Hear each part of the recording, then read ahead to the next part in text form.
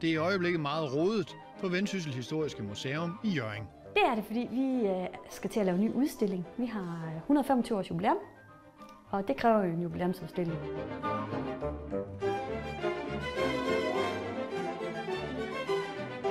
Museet blev stiftet i marts 1889, og familien Friis har betydet enormt meget for museet. Det er Holger Friis, museets første ansatte direktør. Direktør nummer 2 for museet. Han var søn af Lønborg Friis, som var med til at stifte museet. Og han var en ivrig amatørarkæolog, eller arkeolog kan man godt sige. Og her sidder han med lerkarinventaret for nogle af de flotte romertidsgrave, han gravede ud. 125 historier vil museet fortælle med deres nye udstilling. Nogle af dem er arkeologiske. Det er simpelthen, altså det er urnen. Det er et lerkar, som man har måske brugt til at lave mad i, kunne det godt se ud til. Et fint kar. Og så har man efterfølgende brugt det som urne ved en begravelse. Og det er fra ældre jernaldertiden omkring Kristi fødsel. Det ved jeg på grund af det mønster, der er på.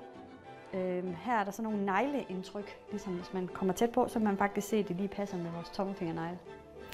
Og så også randen, som vi kalder det, altså kanten af lerkarret. Og så ikke mindst den utrolig flotte X-formede hank, som vi kalder det.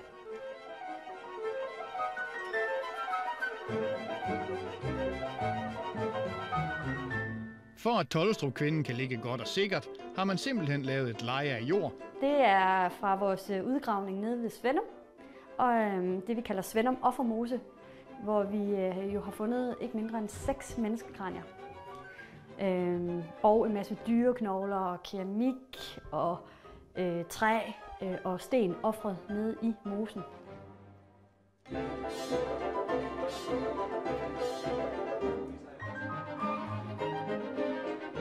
Her skal det bruges til at være leje for et af vores andre moselig.